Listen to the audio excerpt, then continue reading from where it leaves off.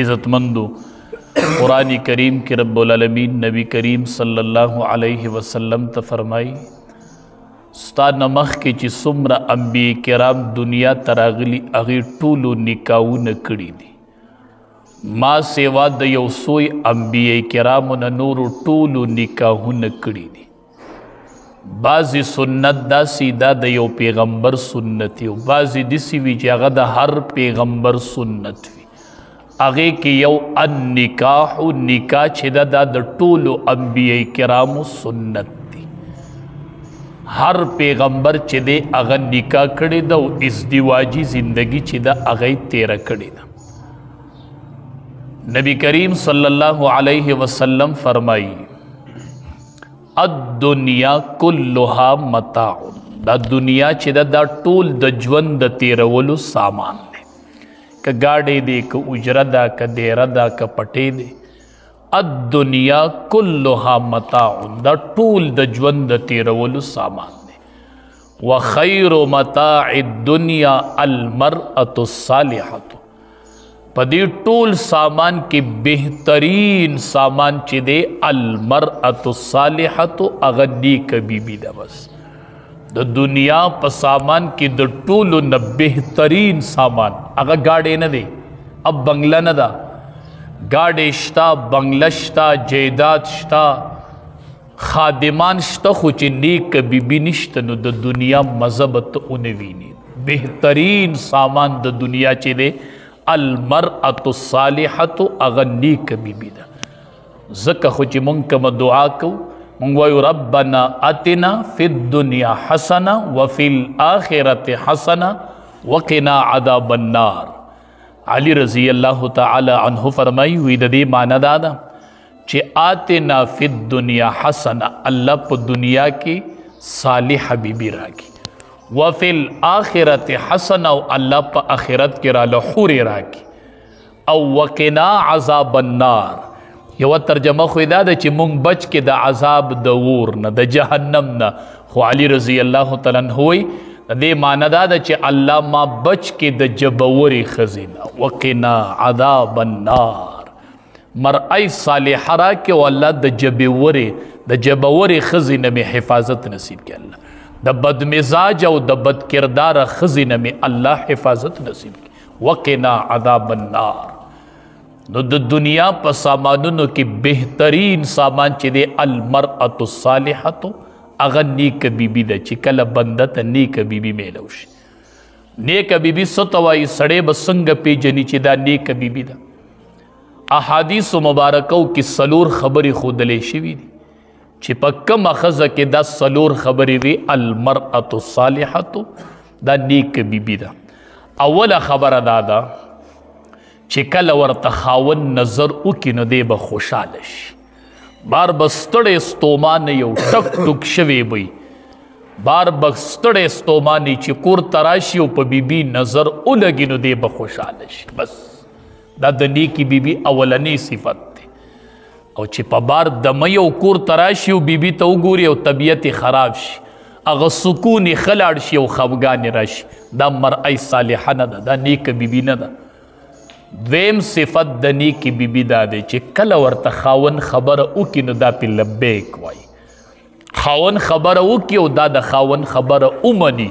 द खावन इताअत की अरा खबर चे द शरीयत खिलाफ नवीन खावन उकिन दई उमनी खावन उकी दा उमनी हदीस मुबारक की ददी पूरी रागली दी चे कल खावन खजे तब बलन उकड़ल मा ख्वा तराशा और दा पतनूर वलाड़ा दा डोडई ये पूरी कड़ी दा डोडई स्वजी दा बडोडई प्रीदियो द खावन इताअत पकी को स्वजी नो द खावन मान स्वजी पता सपीटा प्रता दा बदिसी पौरी द खावन इताअत की पतनूरी प गरम तनूरी डोडई पूरी कड़ी दा खावन गगु कदा बद खावन ख्वाला रासी और बल सिफत दादी चिकला दा खावन ददे पबारक के कसम खुरी नो दई बरी की स मतलब यादा चे खावन कसम खोड़े शी चे दा खज़ पाकीज़ा खज़दा और या चे खावन प यव खबर कसम उखरी नो दा बिया कोशिश कई चे दा खावन वस प कसम की रिश्ती नहीं कम दा कार पूरा कम और सलोरम सिफत दादे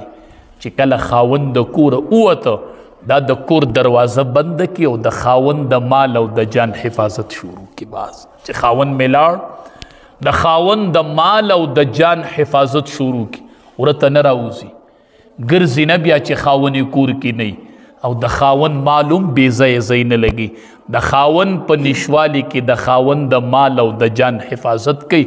حدیث مبارک کې راځي المرأة الصالحة دا نیک بیبي د چې دنیا کې چاتم دا سلورو صفاتو والا ښځه میلو شوله نو بس د دنیا خیر وموندو دته د دنیا سکون دته میلو شو چې کله المرأة الصالحة کله بنده ته نیک بیبي میلو شي دا په دنیا کې آرام او سکون دی چې کله دته نیک بیبي المرأة الصالحة نیک بیبي دته میلو شوله. او نبی کریم صلی الله علیه وسلم فرمای چې نکاح کوي نو تزوج الودود الولودا دا هغې زنانه سره نکاح کوي ودودا چې مینه او محبت پکې سیوي. تا ته به څنګه پته لګي چې دې کې مینه او محبت سیوا دی؟ تا خو واده نه دی کړی نه د هغې خویندې وګوره به واده شوي که خویندې نه نو د پلار خویندې وګوره هغه به واده شوي وي چې هغې مینه خوره کړې ده او که هغې نفرت خوره کړې. تزوج الودود الولود نکاح کوي د هغې ښځې سره چې ودود دی او الولود چې کومه زنانه بچي ډېر راوړي هغې خاندان کې رشته کوي چې هغه بچي ډېر راوړي بچو والا خاندان ګورئ چې کومه ښځه کې مینه ډېری او بچي ډېر راوړي چې بچي ډېر راوړي خو چې مینه کموي نو د خاوند مقصد پوره نشو او مینه پوره د ښه بچي کم راوړي نو د نکاح مقصد پوره نشو. نبی علیہ السلام فرمایي ځکه داسې ښځې سره نکاح کوئ فإني مکاثر بکم الامم زه به قیامت کې په خپل امت فخر کوم څومره چې زما امت سیوی زه به پې فخر کوم زما امت سیوا کوي سیوا زما امت سیوا کوي زه به په خپل امت باندې فخر کوم. فإني مکاثر بکم الامم نو نکاح چې کوئ د محبت والا خاندان سره و چې بچي ډېر راوړي او کوشش کوئ. نبی علیہ السلام هم فرمایي جابر رضی الله تعالی عنه فرمایي وی مونږ د جهاد نه را روان چې را نږدې شو نو ما نبی علیہ السلام ته وی د الله حبیبه ما ګورې نوی واده کړی دی ګورې چې را نږدې شو ما ته وی چې جابره رضی الله تعالی عنه باکرې سره دی واده کړی دی کو صیبې سره دی کړی کونډې سره دی کړی دی که جینۍ سره دی کړی دی ما ورته چې کونډې سره مې کړی وی چې تا جینۍ نه موندله چې د جینۍ سره دی واده کړی وی وی کوشش کوئ د جینۍ سره واده کوئ. فإنهن نبی علیہ السلام فرمایي علیکم بالابکار فإنهن اعذب افواها د جینکو سره ودونه کوئ د دې خولي خوږې وي دې خبرې ښکلې راوباسي دې د پیغور خبرې نه کوي.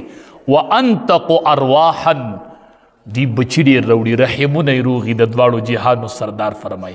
او وارضا بالیسیر او دا په لږ شي رضا کېږي چې مخکې بل واده شوی اوس تا سره واده وکړي کیدای شي چې میلانې بیا هغې خاوند ته کیدای شي هغه مالدار او ته غریب وي نو دا به بیا په لږ شي نه رضا کېږي. نو نبی علیہ السلام فرمایي وارضا بالیسیر دا په لږ شي باندې رضا کېږي دا په لږ شي باندې رضا کېږي. نو کوشش کوئ نبی کریم صلی الله علیه وسلم صحابو تو فرمایل نکاح چې کوئ نو د کوشش کوئ چې هغه د جینکو سره وکړئ دې کې به تاسو ته سهولت دې کې به تاسو ته آرام. نبی کریم صلی الله علیه وسلم یو ورځ ځوانانو ته تقریر کوخه وی یا معشر الشباب اے ځوانانو اے نوجوانانو نبی علیہ السلام ځوانانو ته تقریر کوي من استطاع منکم الباءة اے ځوانانو د چا چې طاقت د نکاح وي فلیتزوج هغه د نکاح وکړي د چا چې د نکاح طاقت وی هغه د نکاح وکړي ولې د نکاح دوه غټې پیدې دي فإنه اغض للبصر واحسن للفرج دا نظر ښکته کوي د نکاح سره نظر ښکته کېږي. نن چې په معاشره کې حیا ورکه ده بنیادي وجه دا ده چې اولاد له په ټیم باندې نکاح نه کېږي.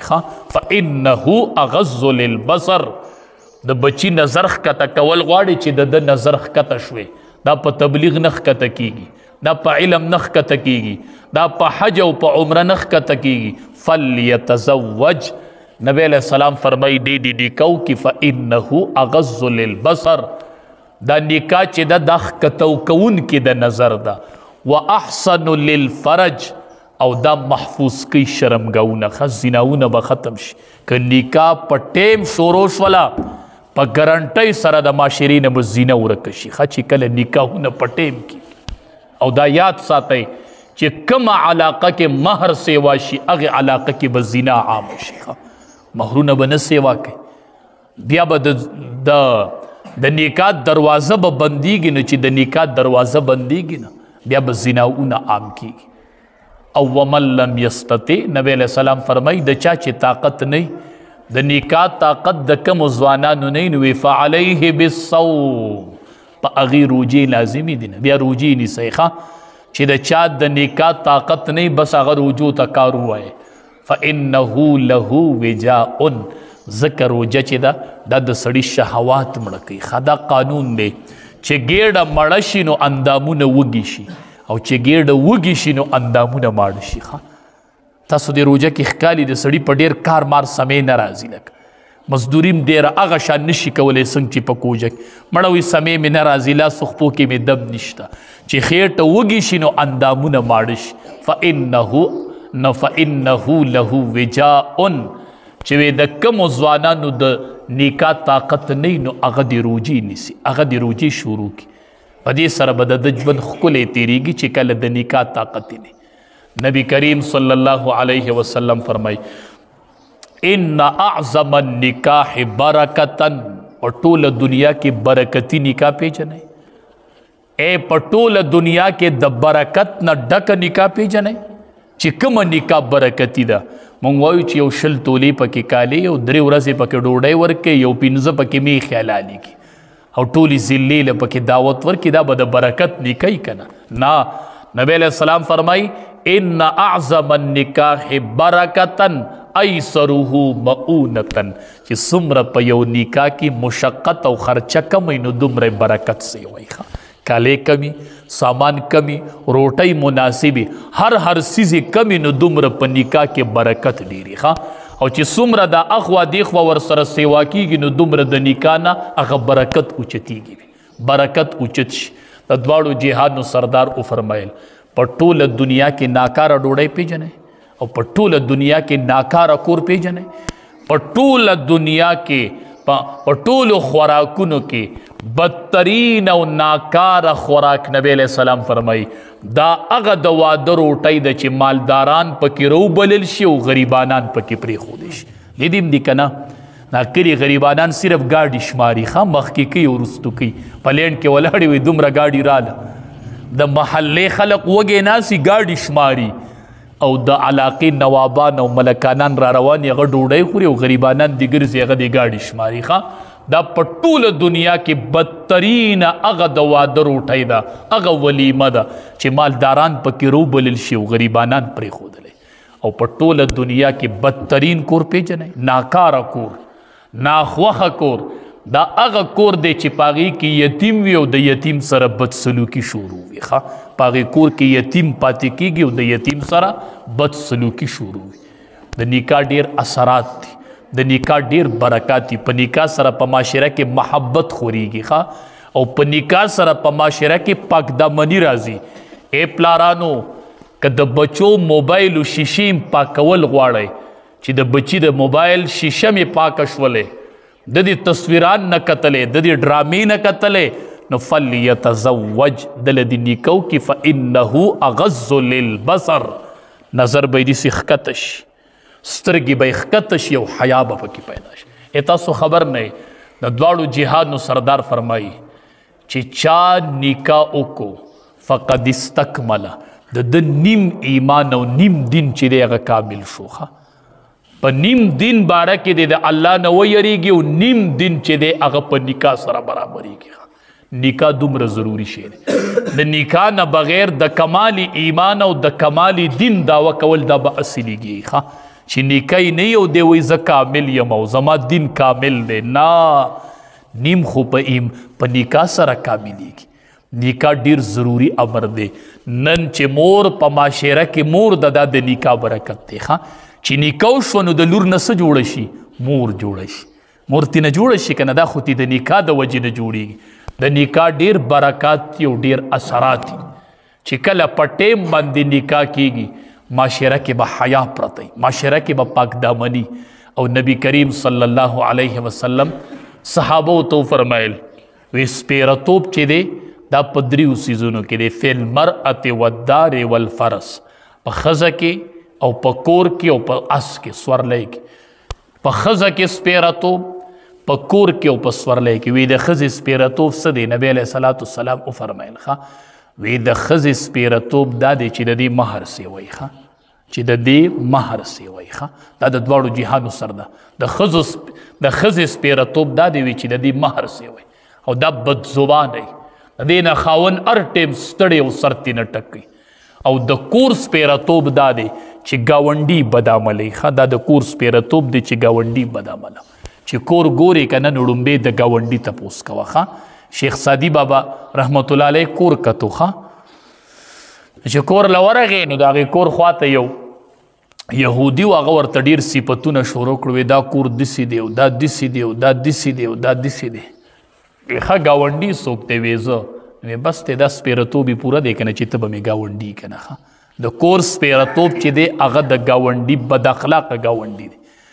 او د کور دویم سپیرتوب هغه تنګوالی دی چې کور تنګي تنګ. او نبی علیه السلام وفرمیل والفرس، د اس او د سورلی سپیرتوب دا دی چې ته پې سورلی نشي کولی، نه تا له موقع د سورلی نه درکې او جهاد لیم نشي بوستی، نو دا سورلی چې ده دا سپیره سورلی ده، دا سپیره سورلی ده. ځان له ښه سورلی وګوره چې کور ګاونډي بد اخلاقه دی، ځان له بهترین کور وګوره، ځان له ښه کور وګوره. او بیبي بد اخلاقه ده، ځان له د ښه بیبي انتخاب وکړه، ځان له د ښه بیبي انتخاب وکړه. او د دواړو جهانو سردار نبی کریم صلی الله علیه وسلم فرمایل ثلاثة حق علی الله عونهم، درې کسان داسې دي چې الله وایي زه به د دې امداد کوم. الله وایي په ما حق دی چې زه به د دې دریو کسانو امداد کوم. المکاتب الذي يريد الاداء والناکح الذي يريد العفاف والمجاهد في سبيل الله. تاسو پې نه پوهېږئ مکاتب چې یو آقا وي، مالک او داغه غلام وي، او دا مالک دی غلام ته وایي ما له دومره پیسې را وګټه بیا به دې زه آزاد کړم، ده ته مکاتب وایي. او دا غلام ګرځي او مزدوري کوي چې د آقا له پیسې وګورم چې زه آزاد شم. د دې کس الله امداد کوي. او یو والناکح الذي يريد العفاف، هغه کس چې اراده د پاک دامنۍ وي او نکاح کوي، دی پکې څومره قرضو کې دا قرضه به ختمیږي او دی به پې نه پوهېږي. ټرای پې وکړه، ټرای د واده دپاره قرضه وکړه، دا قرضه به ختمیږي او ته به پې نه پوهېږي. که پې پوه شوې نو ماته وایه. یو والمجاهد فی سبیل الله، چې مجاهد په لاره د الله کې روان. دې دریو کسانو سره الله وی په ما حق دی چې زه به د امداد کوم. یا معنی دا ده چې د دې دریو کسانو سره څوک امداد وکړي دا داسې دی لکه د الله سره چې امداد وکړي. د دې دریو خلقو سره چې څوک امداد وکړي. نبی کریم صلی الله علیه وسلم صحابو ته فرمایل تنکح المرأة لاربع، د ښځې سره چې نکاح کېږي د څو وجونه کېږي؟ وی د څلورو وجونه. لمالها، مالداری جو خلق وی زه به ورسره غوړ شم. لحسبها، خاندان یې اوچتې جو سړی وی غواړم.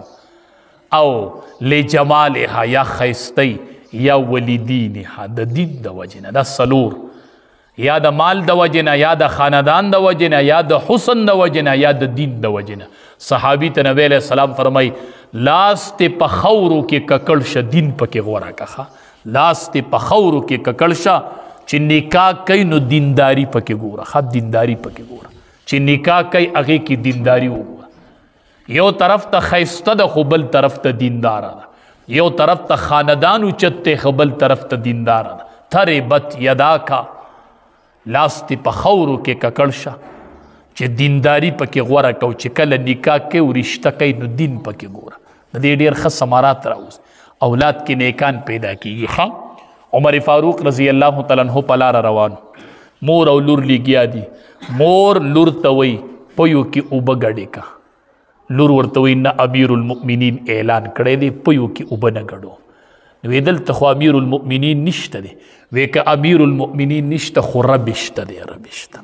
رب د امیر المؤمنین خو شته دی که زه نه ګډوم اوبه پيو کې. عمر فاروق رضی الله تعالی عنہ کور ته ورغی خپلې بیبي ته وایي معلومات وکړه دې کور کې یو ماشومه ده که نکاح یې نه شوي چې خپل زوی له وغواړو ما پکې دینداري ولیدل. چې راغې ټبرې راغلل او معلومات یې وکړل نو د هغې نکاح نه وه شوې. چې نه وه شوې نکاح نو دا خپل زوی له غواړو. نو بیبي ورته وایي حضرت هغه خلک چې دی هغه ګډبه دي ګډبه خلک دی مونږ ته د قریشو د خاندان دی زمونږ مناسب نه دی. هغه ورته وایي ما پکې دین لیدلی دی زه به دا رشته کوم. هغه رشته یې خپل بچي له وکړله. د هغې رشتې او د هغې زنانه په نوسو کې عمر ابن عبدالعزیز الله پیدا کو. دا نن چې په غونډه دنیا نوم د عمر ابن عبدالعزیز چلیږي. دا چې کله نکاح په دیندارۍ وشي د هغې دا برکات دي. نکاحونه اسان کوي اسان. مونږ خلقو ته نکاحونه ګران کړل. سعید ابن مسیب رحمت الله علیه دا ډېر لوی عالم تیر شوی دی. لوی عالم په دې شروع وکئ مونږ نکاحونه خلقو ګران کړل. نن سعید ابن مسیب رحمت الله علیه د وخت حکمرانو هغه پسې د نکاح پیغام راولېږه وی دا لور دې زما زوی له راکړه. سعید ابن مسیب رحمت الله علیه ورته وی نه تا سره رشته نه کوو. د وخت حکمران خپل بچي له د سعید ابن مسیب رحمت الله علیه لور غواړي. وی نه یې در کوم. 2-3 ورځې یو شاګرد په سبق کې غیر حاضر شو. شاګرد ته وی ته ولې نه وی؟ وی حضرت بیبي مې وفات شي. ټبر دې مړه وه؟ وی او شاګرد ته وی او وی ټبر مې مړه وه. وی ښه وی ای طلباو زما د لور چې د وخت حکمرانې بچي له تپوس کړی هغه لور ما دې طالب جان له په نکاح ورکړله. طالب جان مې ما قبوله کړله نکاح یې وشوله. اوس خو دې خدای د چا ښځه نه مړه کوي.